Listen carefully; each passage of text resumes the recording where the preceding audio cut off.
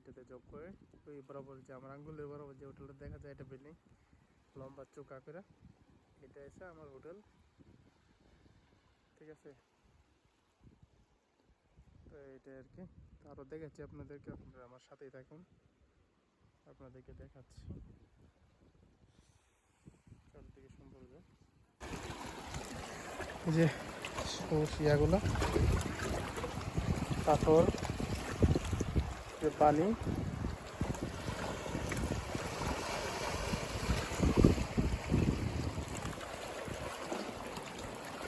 চিপা চাপা পাথর যে বিদেশি গুলো বানাইছে।